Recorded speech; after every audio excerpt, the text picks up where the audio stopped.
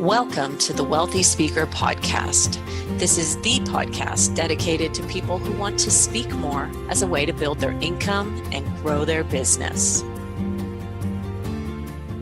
Well, welcome everyone to the Wealthy Speaker Podcast. My name is Jane Atkinson. I'm the author of the Wealthy Speaker 2.0 and the Epic Keynote, and soon to hit the press, the Wealthy Speaker Daily Success Planner and Journal. So excited. By the time this airs, we may have the pre-order ready. So check back with me if you're one of those folks who's been waiting for it. Today, our topic is marketing strategies for getting booked more. And I cannot think of a better person to talk to us than my team leader, Carolyn Crummey. Welcome, Carolyn. Hi, Jane. Thanks for having me. Well, I'm so excited to have you here. And I'll give you a little introduction, but there's so much more to this. Carolyn is the owner of Vertastic, and to say that she is a virtual assistant company would be drastically understating what Carolyn does. She helps her clients form their marketing strategy, but also implement it, which is huge because I find that implementation is often the missing piece of the puzzle. I have to tell you all, I simply could not run my business without Carolyn and her team. So Carolyn, fill in the blanks and tell everybody what all it is that you really do for your clients. Yeah, you kind of hit it right on the head. It's the implementation and the action, right? So people will develop strategies and do all of those great things, but then when it comes time to put them into place, a lot of folks just don't have the knowledge or the skill set to even know what the next step is. So that's where we really jump in and help.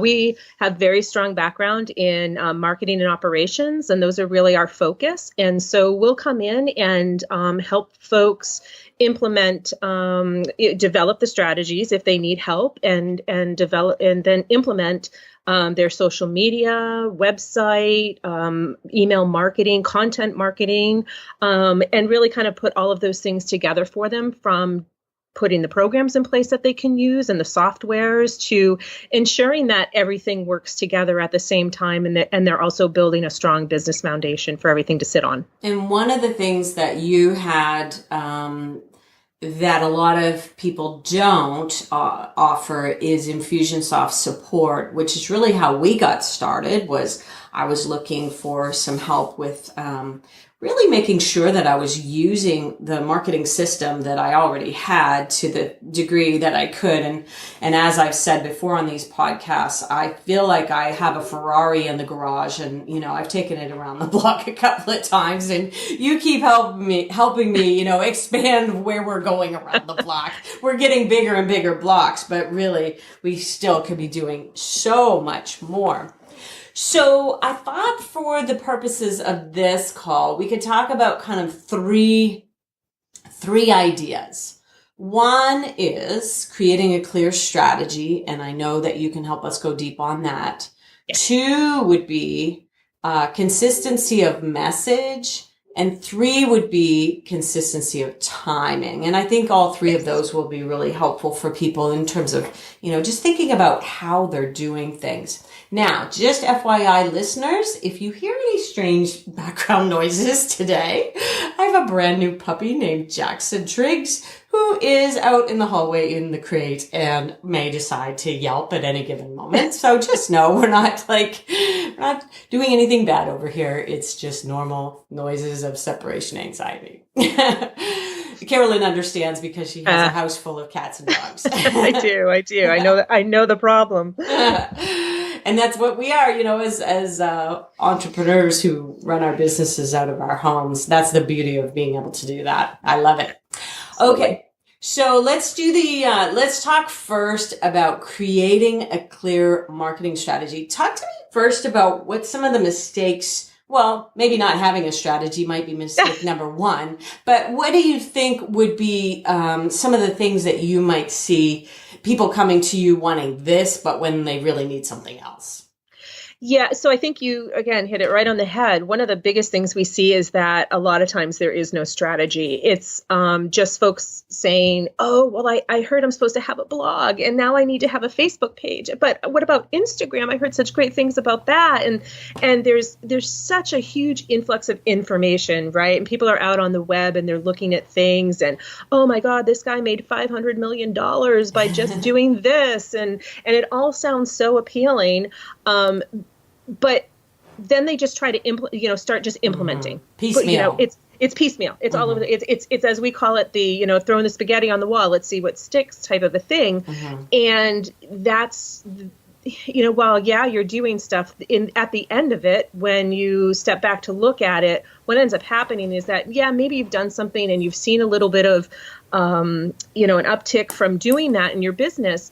But how does it all play together? And is what you're doing really the right thing? So it's stepping away from it and really looking at what you have for marketing assets and how you're going to use those to develop a strategy so that everything plays nicely together and really kind of elevates your business. So when I say a marketing asset, your website.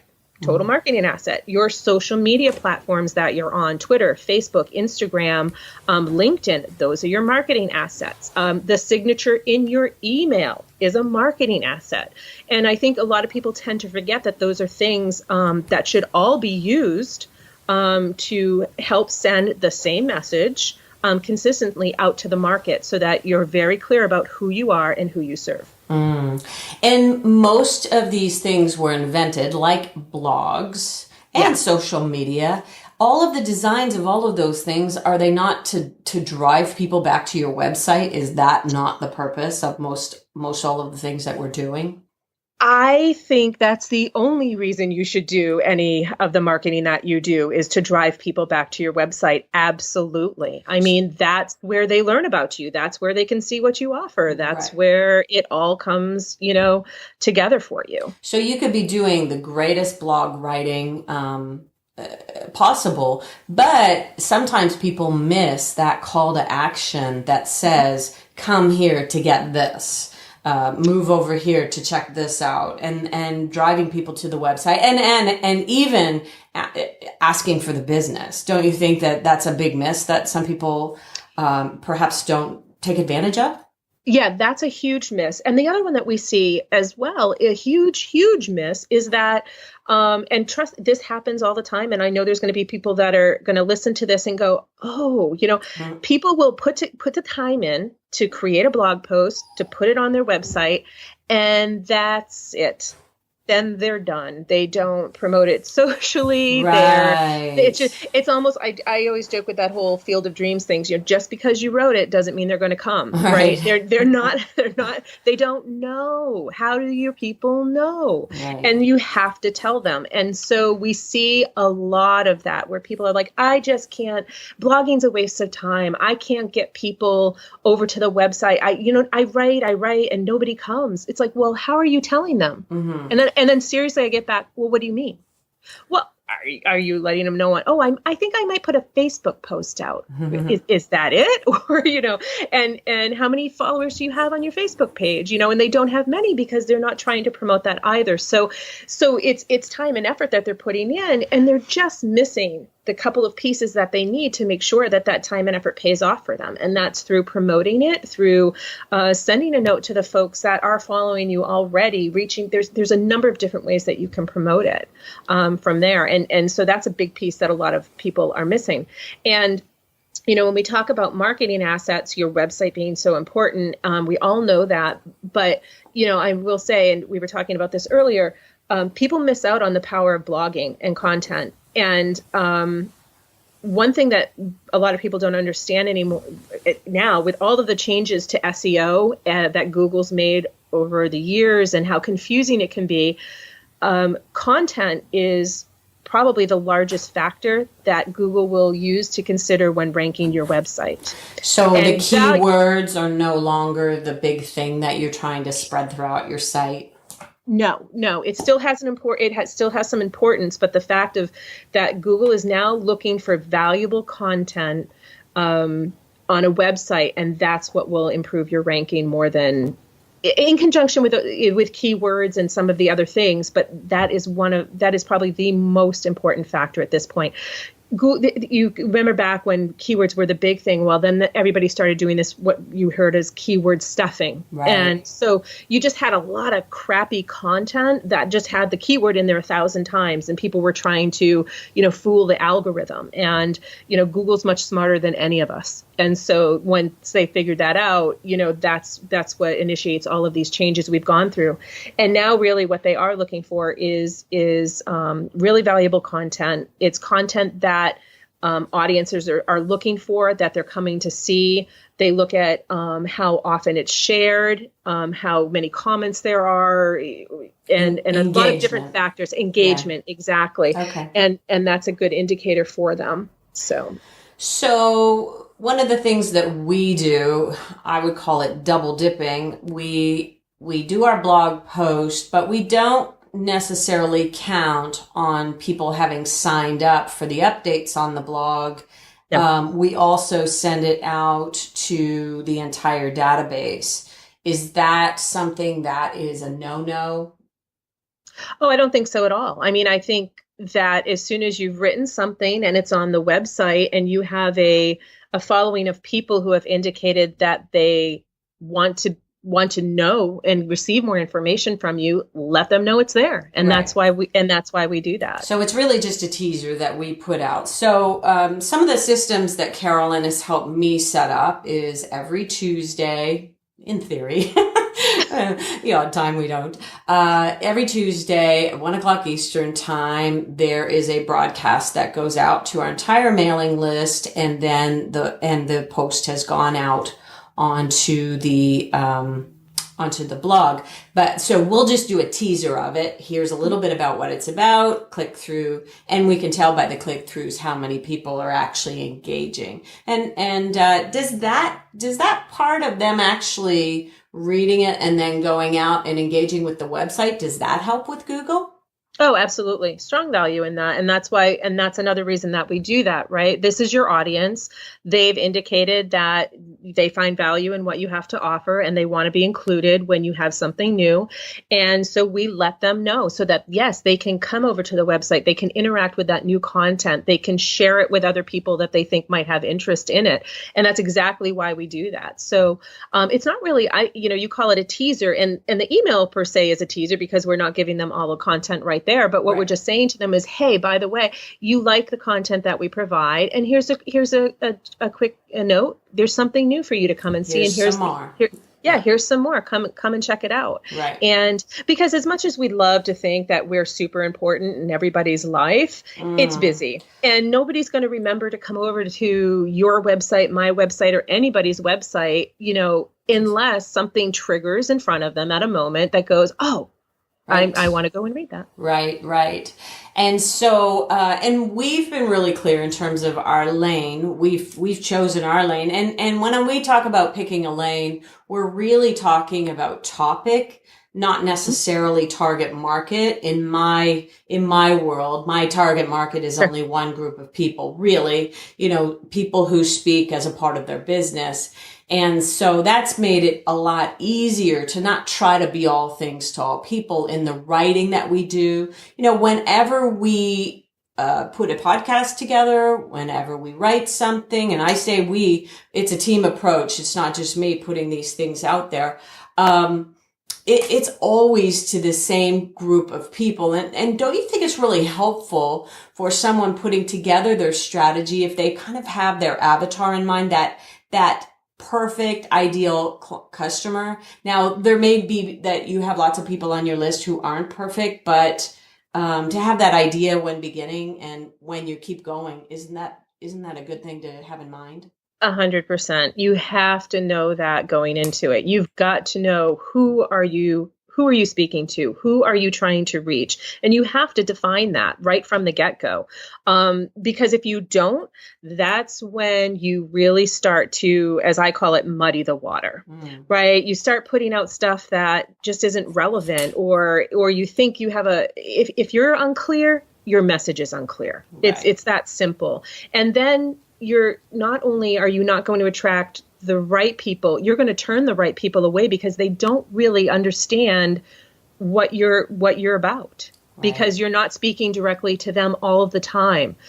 So yeah, 100%. First thing you need to know is who are you speaking to. So Greg Schenkel, who's on an earlier podcast of getting the $1 million training work going, he went from, when we first met over 10 years ago, he had a training company. And so they did everything. They did team building, they did communication, they did leadership, they did sales. Anything needed, basically, they would provide for the clients.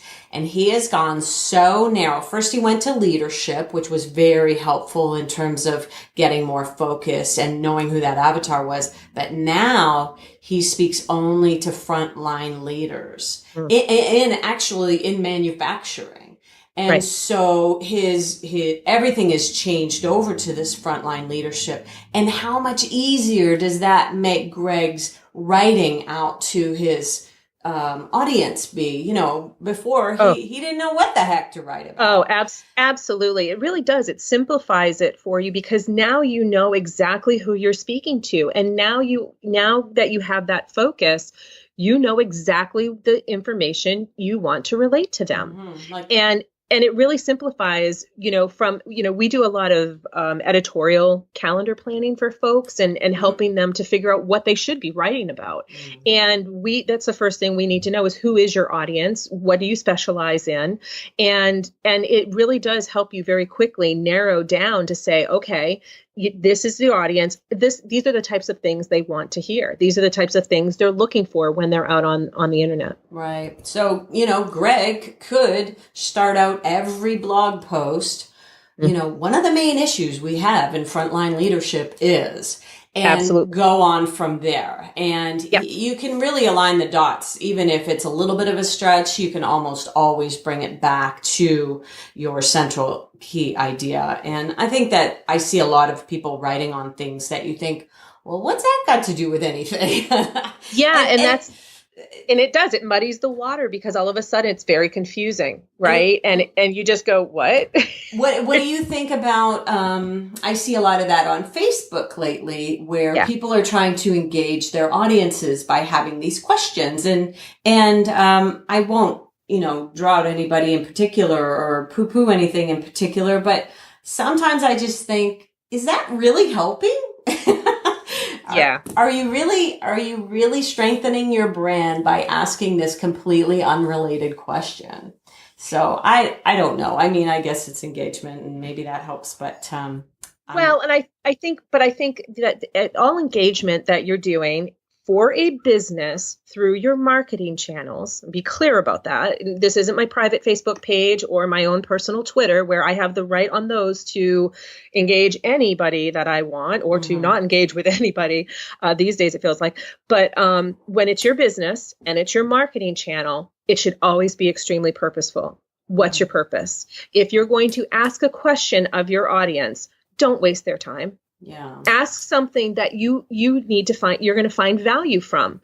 It could be as simple as, what's the one thing you're dying to know about X, right? And fill in X, right? And guess what? When those people start answering that question, you now have probably 10 different blog posts that you can write about the different things that people need information about. Yeah, that's good. That's good. So just get really purposeful. I think that engagement for the sake of engagement and going, oh my God, I haven't put anything on Facebook forever, is don't waste your time. Stop wasting your time. Time is dollars. Don't waste it. Yeah. And just get really purposeful. And just know I'm not poo-pooing the idea because I do it myself of, letting people know you. Having people know who you are as a human being and what it is that you care about. Obviously, I encourage my clients to steer clear of politics because if your clients are watching and they're on the other side of the fence, you're gone from their radar. And I think things are just way too divided right now to, unless you're really prepared for the consequences, you're taking a big risk. Oh, absolutely. Yeah, absolutely. Yeah. And I think, and you touched on something very nicely there. I think that letting people know who you are is a great thing on your social. Because I think here's the thing we tend to forget when we talk about social media is that very first word. It's social. Yeah. It's about connecting with other people, whether you're a business or a person. Every business is run by people. So let them know. And that's something that we always suggest to people. Let them know about you. Let them know about your team. Share some insights. Take a picture of what's going on, especially even those of us that work from home. I'll often post a picture of my desk, which is I have a glass desk. And if you look underneath it at any given time, there's typically 3 dogs and 2 cats. And that's how we work here at the home office. That's how we roll. That's how we roll. And so people can connect with that. There's a lot of us doing the same type of a thing. Exactly. We can relate to each other because of that. And I think it's okay too to kind of have a clear vision of what you do stand for. There's a new campaign out right now, #IStandFor. And I stand for positivity and continuous improvement. And so that's where my stuff is coming from.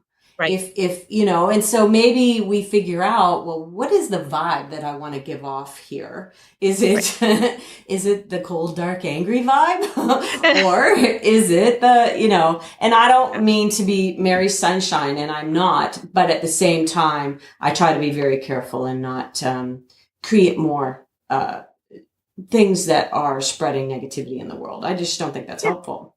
Yeah, and there are people that will go down that path and have no problem voicing their opinions or taking that stance. And I think as long as they understand before they do that there are going to be consequences that could come from it, and as long as they're okay with it, then go for it. I mean, in some ways, by doing that, you are going to only maintain the tribe of folks who you're aligned with. And sometimes that's a great thing, right? And but other times, it could be detrimental. So we've actually moved from number one, creating a clear strategy, into consistency of message, because putting things out with a very clear, and this is why it's so helpful to develop that promise statement. When you're really clear of the promise of your company and what you're saying the outcomes of your work are going to be, that helps to drive your intentions every time you either sit down to write or post something on social media. So is there anything else about the consistency of message? I mean, we do weekly for our broadcasting and our blogging, which we double dip, as I mentioned, and we do bi-weekly now for podcasting. I would have liked to have kept to weekly for podcasting, but for me, it just wasn't in line with my vision of my life. I could never do a daily thing, like put one out a day, like John Lee Dumas says. I just don't have the bandwidth, nor do I desire to do that. What do you think are the best timings for things? It really all depends. I mean, I think the fact that you have recognized that coming out with a daily or even weekly podcast just does not fit into your model is a great thing, right? Versus trying to do a daily podcast or weekly podcast, at which point you'd probably, if you even tried to do it, you could probably do it, but not really well. Right? Because it just doesn't fit. And we see that a lot with folks where they're trying to blog. Oh, I really try to blog 3 times a week or twice a week, or, and I'd rather see people blog twice a month with really strong value and message versus 3 times a week with some of the things that we see people putting out there, which just have no value whatsoever. It's just more noise in the universe is what it really is. And those types of things can harm you more than they can help you at times, because I think if you waste somebody's time by having them come over and read something that has absolutely zero value, they're going to start to go, I just don't need to read this person's stuff at all. Yeah, it's a negative association. Absolutely. And I think image is something, that comes back to your image. And I just want to touch on this briefly because somebody was sharing an email address of a supplier with me recently, and they had an AOL address. And I thought, well, how good can they be at this particular technology that they are when they have an AOL address? I felt like it really, really diminished their credibility in my eyes. So let's also say that you want to have everything branded, including Yeah. your email address. Everything. And so when we talk about consistency, whether it's of your marketing efforts, let's talk about consistency of brand. That is, it's got to go flow through everything. And I'm talking about the message that you put out, using your name correctly every time you're posting it someplace. I mean, I see iterations of names sometimes with some people, and I'm like, well, what are you actually called? And it becomes confusing. We're talking branding colors, we're talking branding fonts. We're from A to Z. You want your branding to be so aligned across all of the marketing assets that you have, because what you want is for when people see it, they automatically recognize, oh, that's Jane Atkinson stuff. I just know by the look of it. That's Jane Atkinson and or whomever, right? When you see a Coca-Cola ad, it's Coca-Cola. The red gives it away. Yeah, yep. Exactly. So you tend to know from commercials or whatever it is, billboards, without even seeing the logo, it's the style, it's the brand, they fall and they keep the tone of it and they keep the branding for it. So that's super important. And then from a consistency standpoint, whether you're blogging or you're on social media, those are the two mediums that we work in a lot. It's just being consistent. It's just showing up and being there to give your audience, valuable information that they need through both of those channels. You can't just blog, you can just blog once a month, I suppose, but make sure it's once a month. You can't just blog every 6 months and then wonder why it's not working. Right. You can't just post to Facebook once a week and to Twitter once a week, and say, social media has absolutely no value. Of course it doesn't. You're not using it correctly. So you have to come up with the plan that works for you. Right? How often can you commit to coming up with valuable content? How often can you commit to putting items out on social media and engaging with the people who are engaging with you? Very nice. And I want to put in a plug for your content packages, because I send over my idea, and it's the written, I'll write out my blogs. They usually take me about half an hour to write these days. And they come over to Carolyn's team, and then they get whipped into something pretty. And it's like, whoa, oh, look what happened to that. That's really exciting. So it's also the images that you do for social media and for all of the work that we do together are just fantastic. So I will encourage people, if you're interested in checking out what Carolyn does, go to speakerlauncher.com and you will see our new link there for the business boutique. And that's a really exciting place that you can go to find suppliers, and you will see Vertastic on that page. Let's talk about consistency of timing. And then I want to touch on, actually, we've really already covered consistency of timing. Yes. I want to touch on what we're going to be doing in Minneapolis together. Is there anything else about timing that we need to say? So let's reiterate. Number 1, creating a clear strategy. Number 2, consistency of message. Number 3, consistency of timing. What have we missed? I think that's really it. I think once you get that strategy, clearly defined and laid out with, realistic expectations of what you can contribute to it as the business owner, and then looking to say, okay, I can do this piece, but I can't do these pieces. There are people that can help. I mean, so get realistic with what you think your audience wants, and then really just making sure your message is on time and then delivering. Love it. And a great way to find out what your audience wants is to ask them. Absolutely. All of the different ways that you have. You could survey them. You can do a survey on Facebook. There's lots of different ways to ask your audience what it is that they'd like to. And I'm going to actually try this this week. I would really like to hear more topics, and that will populate our blog post idea list, which is ongoing. I could be driving down the road and I see a billboard and I go, oh, that'd make a good blog post. And so I'll add it to my list. So I never, ever have a shortage of ideas. And my biggest challenge is putting them into being spurred to write the thing that you would like me to write at the time you would like me to write it. Because I often just go off of, oh, this is the notion that's hit me today.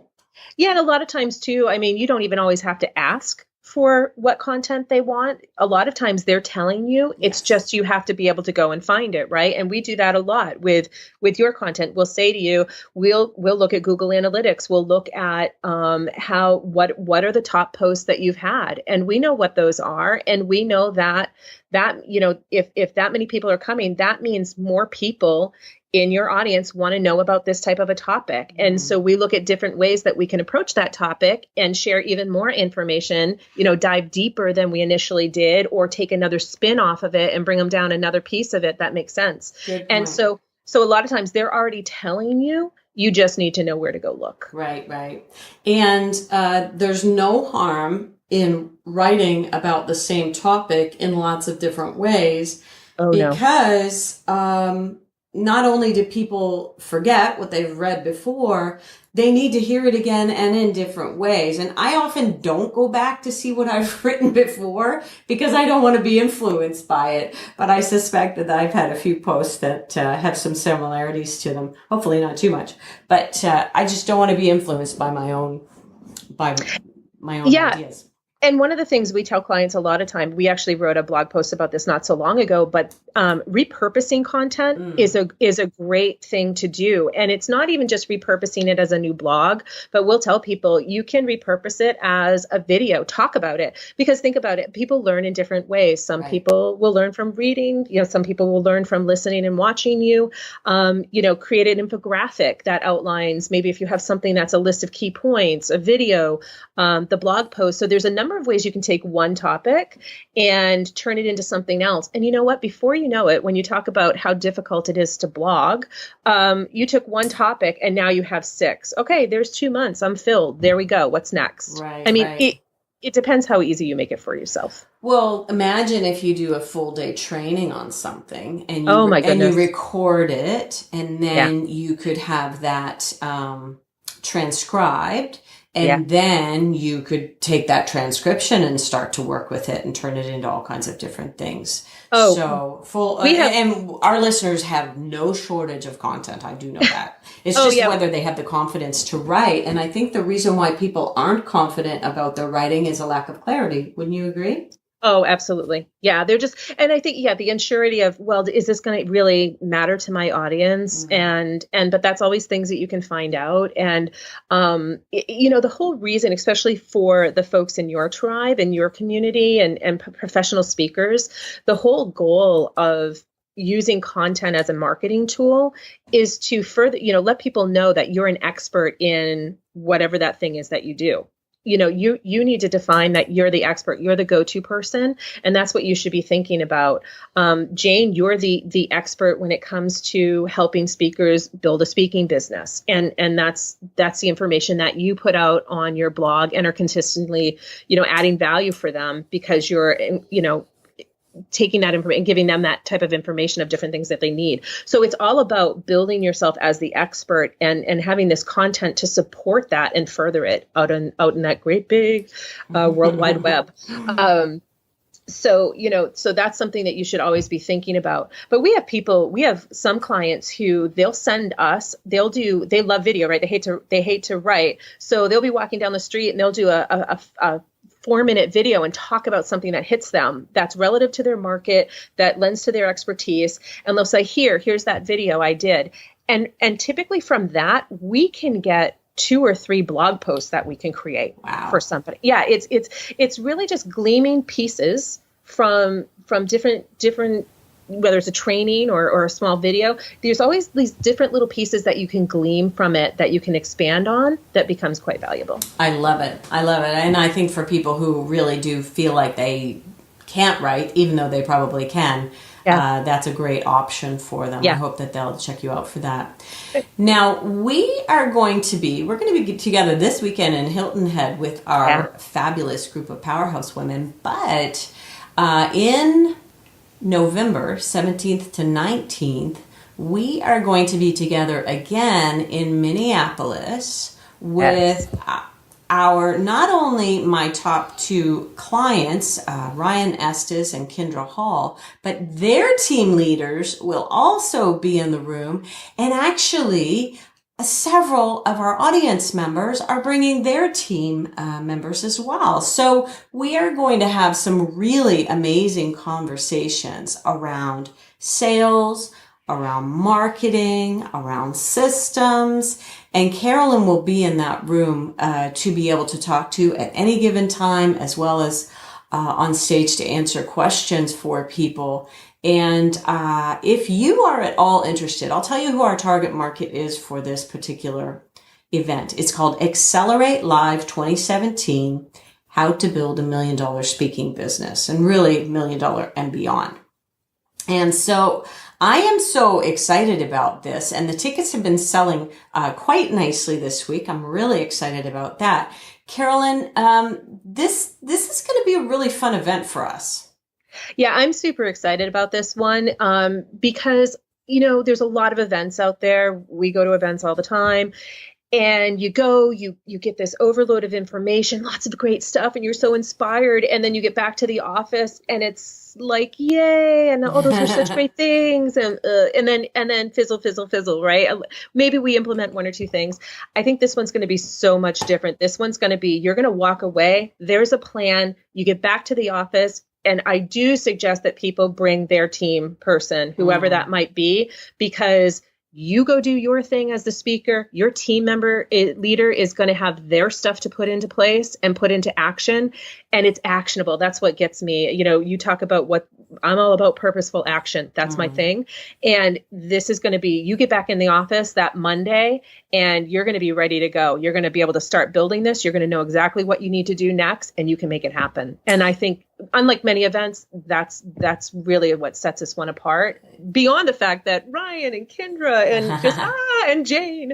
I mean, it's just I'm just so excited for that. It's going to be so electric. I'm very, very excited for it. I am too. And people will walk away with a 90-day acceleration roadmap, which is like a hard copy 11 by 17 that you can take home with you. And included in this, I want to actually get the picture up on the promo, is the hot off the press Wealthy Speaker Daily Success Planner and Journal. And that is a tool that is designed only for people who speak as a part of their profession. And I'm really, really excited. We'll talk about, we'll do a daily success blog here shortly, but I'm pretty stoked to get that. I'm going to be seeing the first copies in my hands this weekend in Hilton Head. Well, Carolyn Crummey, I cannot thank you enough for taking time out of your crazy, hectic calendar to be with us here today. If people want to get in touch with you, what should they do?